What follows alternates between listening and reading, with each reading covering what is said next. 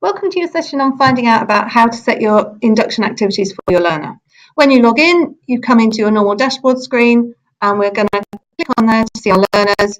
And this is the learner that we're going to support today, our induction test learner.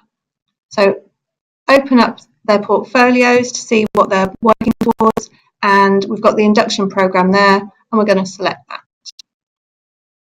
In order to attach activities, we need to have a session in the learning plan. As you can see, we haven't got a session available. But this is your normal portfolio page where you've got any resources attached to the programme, you've got any evidence that's already in, and your progress.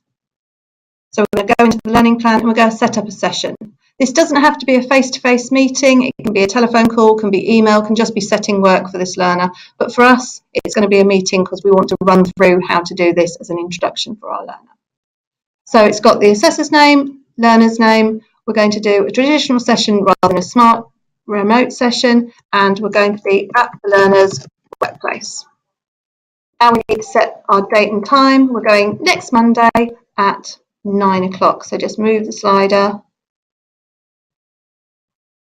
and when you're ready and done, click to save that option.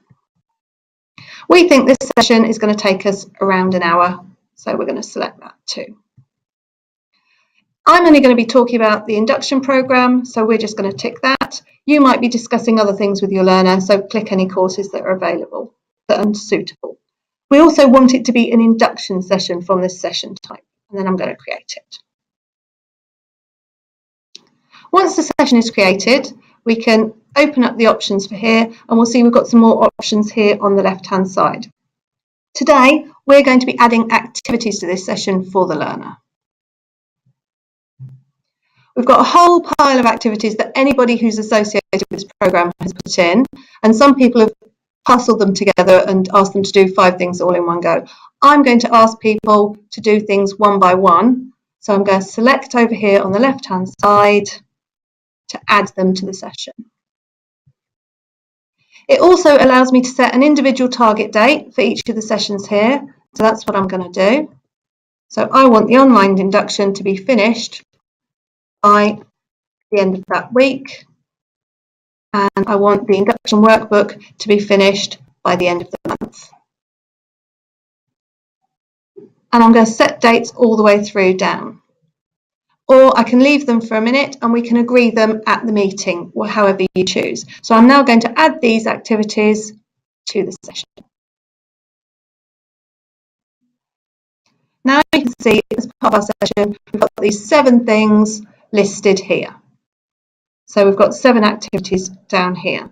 They're in a fairly random order, and you can see the 2 target dates that we've already set here. You can go into each one. So say we've had our meeting, and as part of the meeting we've decided that the skills scan is going to be created and done and finished in 2 weeks' time, so by the 20th. And then we just submit that, and that'll add that date in there. And you can add dates for all your activities. If you've decided that actually they've already completed their maths diagnostic last week as part of their application process, you can then delete this because it's not relevant anymore because they've already done it.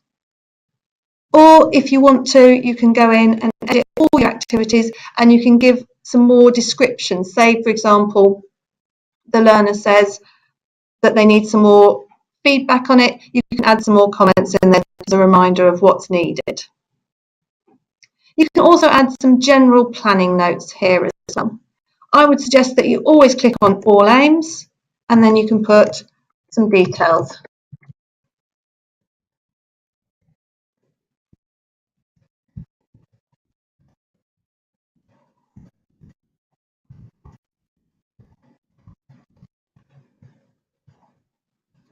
Again, this is a fairly general planning notes. Later in the sessions, you may well be having much more detailed planning, but for this, it needs to be something fairly general. Those activities are now set for that learner. They will receive an email which notifies them to say that there are activities set. And also, when they log in, if you go back to their portfolio here at the top, they log in and they see their overview page. They will see that they now have 7 actions and activities that are set for them. It also gives the details of the next session that where you're going to see them, or that there's been some work set.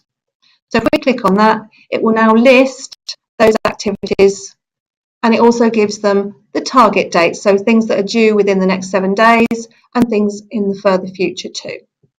As we've said, we're leaving those other activities without a target date at the moment because we're going to discuss that as part of our meeting, and they can be edited at the meeting.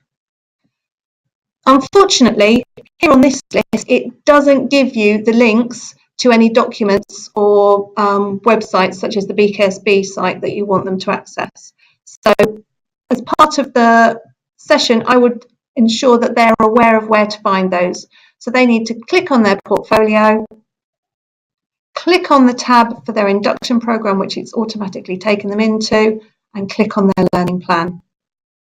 Find the session that you've done, and you can see this little icon here is now red because there are activities to do. And if they open that up, you'll see in the files column there's links to their template for the off-the-job learning plan, BKSB live system, a download PDF for their task book that they can type into or print off and handwrite, and also another link to the online induction that they need to view.